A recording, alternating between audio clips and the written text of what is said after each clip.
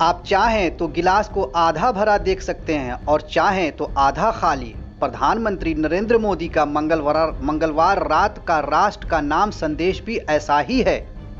आप चाहें तो ये देख सकते हैं कि उन्होंने 20 लाख करोड़ रुपए का पैकेज लाने का ऐलान कर दिया। हताश, निराश और एक अभूतपूर्व संकट से जूझते देश को एक नया नारा दिया कि इस संकट को कैसे मौके में बदला जा सकता है, कैसे यहाँ से एक आत्मनिर्भर भारत की शुरुआत हो सकती है जिसकी पहचान भी कुछ और होगी और जो बदली दुनिया में एक महत्वपूर्ण भूमिका निभा सकता है।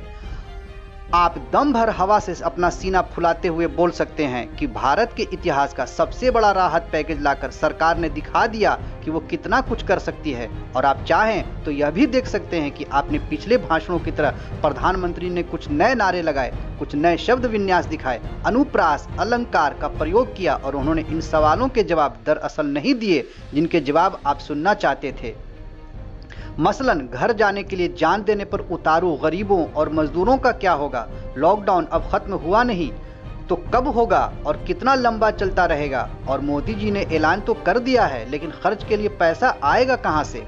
यही नहीं, आप हिसाब का खाता खोलकर गिना भी सकते हैं कि सरकार पहले ही 2.25 लाख करोड़ रुपए अपने खाते से खर्च का ऐलान कर चुकी है और रिजर्व बैंक के जरिए भी उसने 8 लाख करोड़ रुपए बाजार में डालने का इंतजाम किया है। दोनों जोड़ लें तो लगभग 10 लाख करोड़ रुपए का ऐलान पहले किया जा चुका है और पैकेज का आधा हिस्सा यानी सिर्फ 10 लाख करोड़ रुपए और खर्च होना है। लेकिन बात इतनी मामूली भी नहीं है। 10 लाख करोड़ यानी 10 ट्रिलियन आसान जुबान में समझें तो 10 के आगे 12 शून्य लगा लीजिए और पहले के 10 भी अभी पूरे खर्च तो हुए नहीं, वो भी सिस्टम में आएंगे, बैंकों से निकलेंगे, बिजनेस में जाएंगे, खर्च होंगे, इस जेब से उस जेब में जाएंगे, तभी तो माना जाएगा ना कि पैसा काम पर लगा है। टोटल रकम जोड़ लें तो 20 लाख करोड़ का मतलब है महीने में 20 लाख कमाने वाले 1 करोड़ लोगों की तनख्वाह, 2 लाख कमाने वाले 10 करोड़ लोगों की तनख्वाह, 20,000 कमाने वाले 100 करोड़ लोगों की तनख्वाह, यानी 135 करोड़ के देश में बांटे तो करीब 15,000 रुपए हर एक पल्ले पड़ जाएंगे। हालांकि व्हाट्सएप के गणितज्ञ रात 9 बजे ही हिसाब लगाकर बता चुके थे कि मोदी जी ने हर एक को 15 लाख देने का जो वादा किया था वो पूरा हो गया, लेकिन उन्हें भी दोष नहीं दिया जा सकता।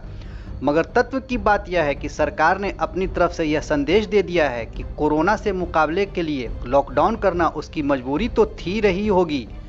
अब उसे दिखाना है कि यह देश एक बड़े संकट में से कैसे अपने लिए तरक्की की नई राह बना सकता है।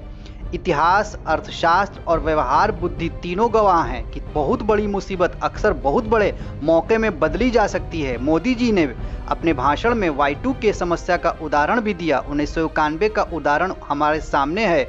दोनों ही वक्त यह लगता था कि अब सब कुछ खत्म हो गया है, लेकिन दोनों ही बार अंधकार में एक नई राह खुली और लंबे समय तक उसका फायदा मिलता रहा। IT की दुनिया में भारत का दबदबा हो या आर्थिक सुधारों के बाद 8% सालाना विकास दर तक पहुंचने की कहानी, टुकड़ों टुकड़ों में देखें तो अनेक छोटे छोटे सूत्र बिखरे पड़े हैं। 12 मई के भाषण में ही आत्मनिर्भर भारत के 5 खंभों का जिक्र हुआ: इकोनॉमी, इंफ्रास्ट्रक्चर, सिस्टम, डेमोग्राफी और demand. Bureau report, the VPN TV।